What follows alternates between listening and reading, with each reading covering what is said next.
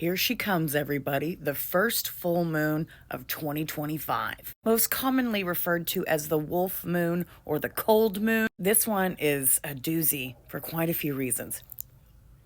Already got it out of the way. First of the year. I've talked about this before. I find the years where full moons start the month rather than the new moon, like in the Muggle number world, it fits a lot with this 9-year, this Mars year. Remember, full moon is not the end. It is the height. It is the peak. It is where we can see everything. Everything is illuminated. This one's a doozy. First of all, it's on the 13th. A lovely goddess number. Second of all, it is in Cancer, okay? To me, this is really important because this full moon illuminates the United States Cancer sun in its 8th house. What else is super interesting about this full moon? Everyone's talking about it being conjunct Mars, but that's not even it. We got an eclipse. Kinda. Whenever another planet has an eclipse, it's called an inoculation. So yes, this moon is conjunct that Mars retrograde, but it's retrograde. So we have the moon in between us. Remember, we just celebrated the Earth's perihelion? It's very much this Capricorn Cancer axis is what it's all about. I'm feeling, remember that song? Total eclipse of the heart. Turn around, bright eyes. Remember, this Mars retrograde started out in Leo is very much where do we want to put our energy? What does our heart want? Cancer doesn't rule the heart, but she is along those lines. She says, hey, I have powerful emotions. I am in tune with them. I am in touch with them. They direct me. I like all these things because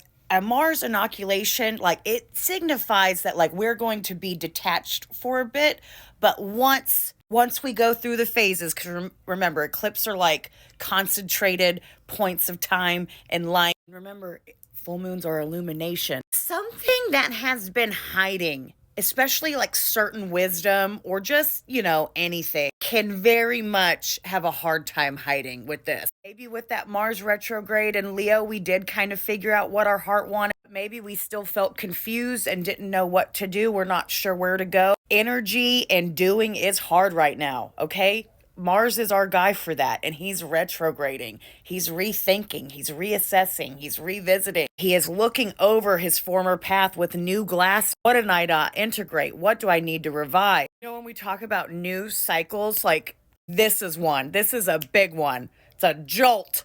To help us on how we view Mars and how we view that energy in our life. What does our heart want? What have we been fighting for?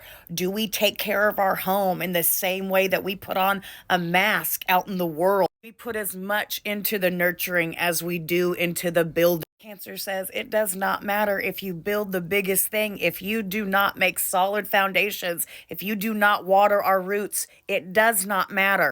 The emotions come out. Let them come, okay? Remember, this is a shedding new year, all right? We have a lot of energy going towards the end with Pisces and Neptune, finishing out in Pisces, and then jumping into Aries. Don't feel weird or that it's wrong that with this illumination, we are going to be shown a lot more of what needs to shed, what needs to transform, because that's the point of a full moon, okay? So this new moon that this full moon is tied with is July 5th. A lot of things have changed, a lot of realization. So you might have planted a seed then and thought, hey, I need to plant carrots. And now you have carrots and be grateful for them. But maybe you were like, shit, I shouldn't have done carrots. I should have done onions. Do I want to do onions? Am I just a screw up for planting carrots? No. Love is not wasted, my dear. Check where Cancer is in your chart. That is where Mars is going back and saying, hey, what did we miss? How can we better get this done?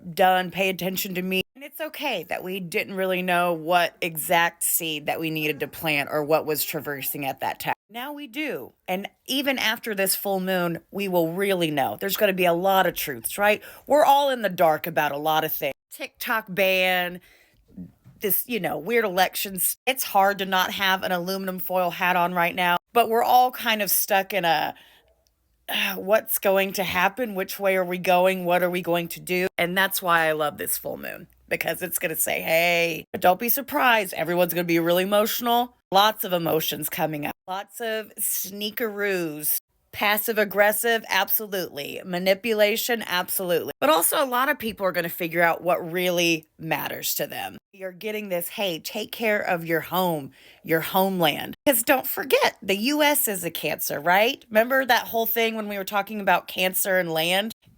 The US is all about spreading west. Like that's been its whole energy. More land, more land. It's in the eighth house too. I'm really excited about what it's going to reveal, not just for us personally, but for us on a collective level. After the 13th, we should start being able to figure out how exactly this is going, how they are going to distract us and just delude us with this Neptune and Pisces continuation. They are still going to be Oz for as long as they can be. They're going to hold on to that. What will America see? What is actually ours? What are we fighting for? What resource is this about? And while the earth is crying, do not forget about me. Yeah, you remember when I talked about Pluto and Cancer? Yes, we're all at the 1 degree, Aries, fire. That's why that one psychic predicted that next year might be a very explosive fire or solar fire, or a lot of people have talked nuclear energy. This Aries 1 degree type energy, Mars going back in Cancer at the household degree, saying, you guys keep forgetting about me.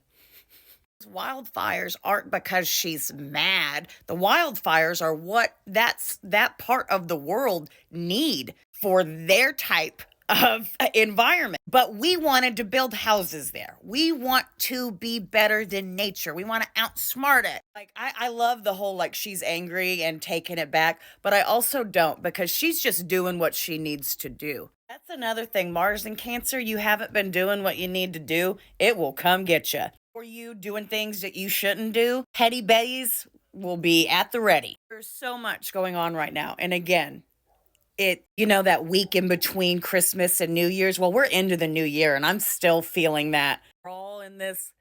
And that's that Mars retrograde, baby. But after this full moon, and I'm not saying it's going to be immediately better because Mars is retrograde until February. But things are going to illuminate. We are going to get some insight. We are going to get some wisdom. We are going to get some hints and tricks and breadcrumbs on how to start moving. First full moon of the year. Howl. People will tell you that it's the howling moon, the wolf moon, because this is when wolves were starving and they'd howl. No! Wolves howl to find each other. Okay? We're almost towards that end of the nodal season. The nodes are at 1 degree. In a couple of days, they'll be in 0, and that'll be wild. Maximum, baby! Lots of changes are still coming, and it's A-okay if you're just sitting, figuring out which way the wind's coming. Okay? First full moon of the year, babies. We got this. Oh!